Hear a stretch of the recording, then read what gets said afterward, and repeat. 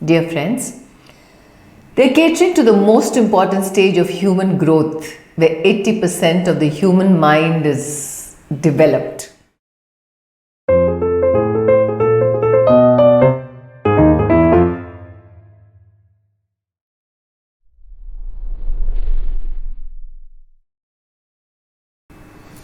Welcome to Shiksha Sarathi. This is the 8th episode.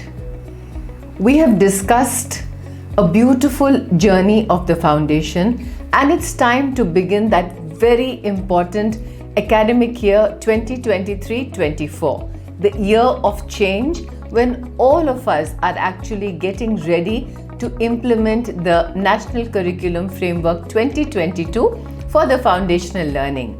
For the very first time, we will be viewing 5 years of the initial learning as one segment and work towards making a seamless transition to class 1 and then to class 2. As I interacted with the teachers and parents, I saw a mix of excitement and apprehension. I recently met a headmistress who said that if I want teachers to implement the National Curriculum Framework successfully, I, as an administrator and a leader, have to have the liberty to give them the most important resource, and that resource is time. They have to have time to equip, share, learn, develop professionally. They have to have time to consolidate and leverage resources that are already available, the time and space to innovate, and most importantly, not be fearful of failing, and of course, have the time to actually apply correctives. This actually came as an eye-opener.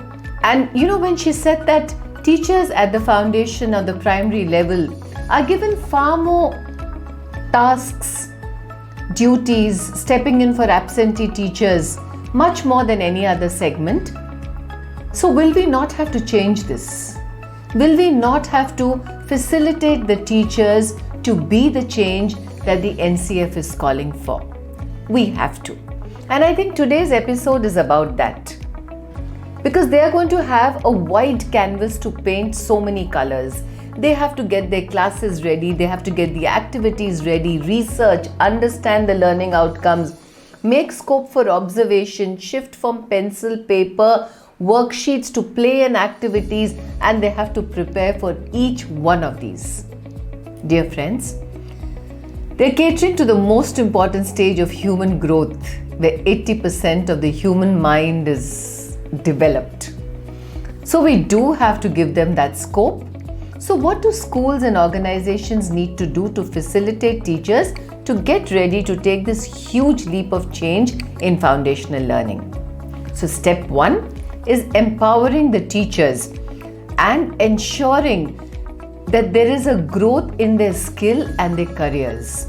To empower them with the skills and training needed for this big change that is to come.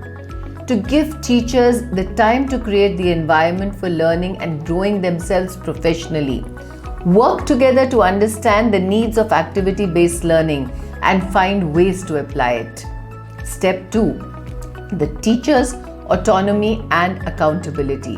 When there is going to be such a big change, accountability is a must. But you also have to give them exposure to share ideas, maybe under the guidance of experts, creating a buddy system where teachers can work and support each other, and they must have the pedagogical autonomy to organize the content and apply it as per the needs of their classroom. Step 3.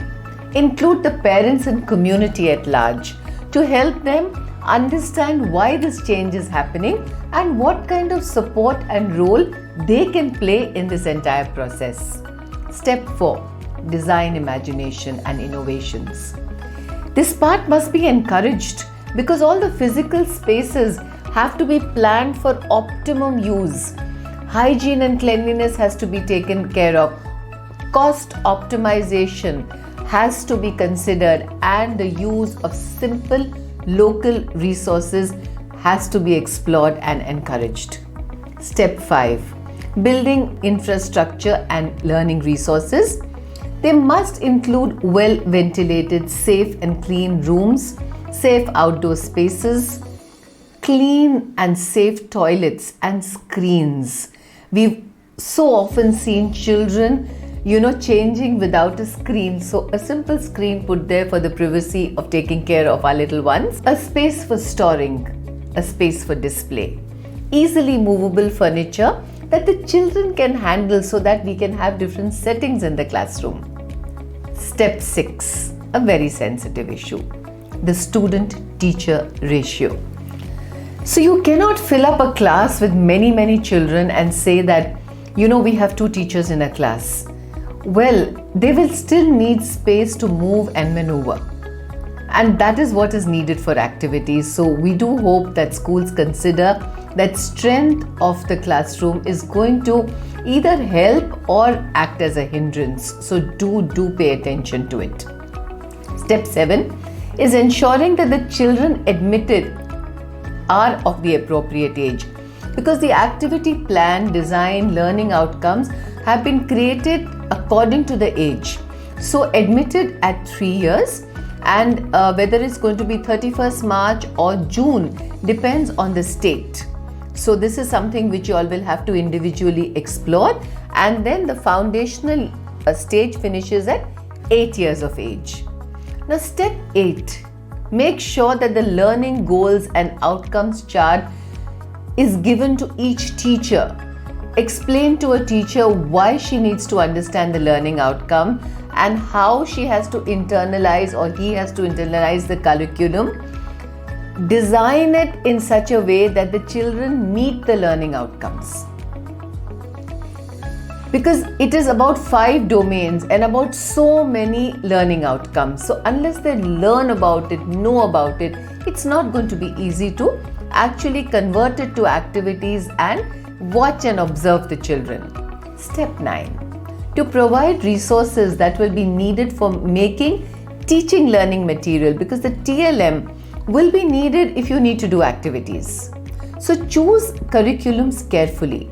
Choose curriculums that support the teacher and provide a range of resources instead of just making the teachers make everything. Also very important for us to send out a message that the written work is not the only way to learn. An activity means there is very well thought of learning work and process that is happening in the classroom. Step 10, plan ahead but allow for flexibility. There may be changes, so please allow scope for that. Step 11, plan the day in a systematic manner to include different aspects of the child's development. The NCF covers some aspects of it and allots different timing to it. So circle time and conversation to begin the day with, concept building activities with numeracy, activities to understand and explore the environment, a snack break, music, rhythm, rhyme, art and craft, free play, activity corner time where the child has the liberty of actually choosing one of the corners to work with, literacy and language, never forgetting outdoor play, and then a systematic, gentle winding up and departure.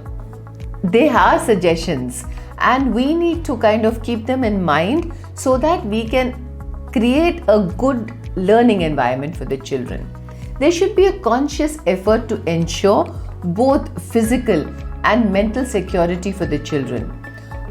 Even detailing, teachers aware of even the POCSO Act, the Protection of Children Against Sexual Abuse, how stories, plays and interaction can help them spot a sign if needed. It's serious business. We have to pay attention to it. So how can teachers manage their time to fit in so many aspects of holistic learning? So plan realistically. Together, plan realistically. Plan the activities with a clear idea of the setting that you're going to use the activity in. Is it going to be individual, pair work, small group work, large group activity, or would you be doing teamwork with them? Will it be a free choice of pattern?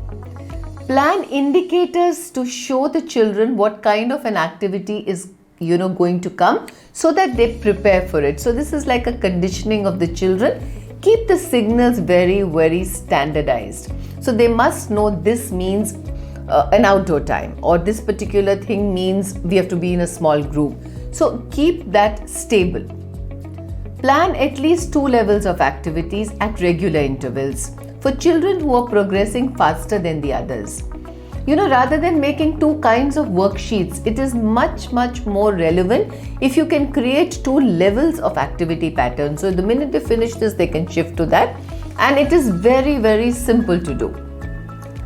In the worksheets, when you do worksheets and you want to add a complexity, you can actually do a lot of freehand work and add a note at the bottom. So the children can flip over. The children who have to be finishing one side of the worksheet would do that. And ones who are actually progressing at a very fast pace, they flip over and they work freehand. That works very, very comfortably for the time management and for the management of the children at different levels of learning. Make a detailed home guide using home resources and share it with the parents.